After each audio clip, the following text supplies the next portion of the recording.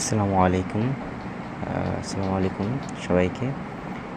এখানে আরিফ আজাদ ভাইয়ের একটি বই, কোরআন থেকে নেওয়া জীবনের পাঠ। এই বইয়ে আমার কাছে একটি দারুণ একটা পয়েন্ট ছিল। সেটা হলো যখন নেমে আসে আঁধারের রাত।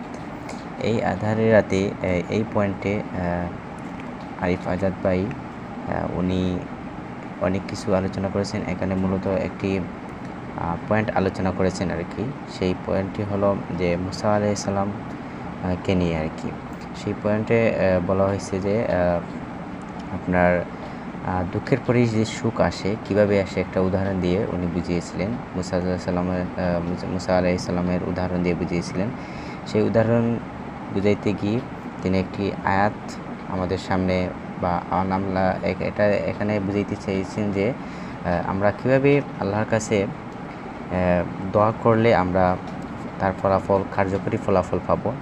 সেই কার্যকরী ফলাফল পাওয়ার জন্য বেস্ট অপশন বা বেস্ট উপায় বা বেস্ট ওয়ে এই দোয়া হতে পারে, এটা বুঝিয়েছেন সবাইকে।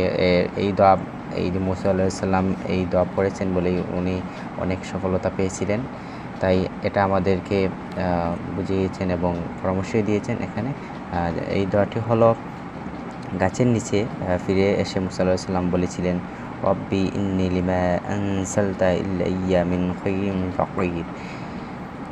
আমাদের রব আমার প্রতি যে অনুগ্রহই আপনি দান করবেন, আমি তারই মুখাপেক্ষী। এটি একটি কোরআনের আয়াত। এখান থেকে আমরা অনেক কিছু এই দোয়ার মাধ্যমে অনেক কিছু আমরা সফলতা অর্জন করতে পারি। এই দোয়াটা পড়লে আল্লাহর রহমতে সবাই ভালো একটি ফলাফল পাওয়ার আশা পেতে পারেন।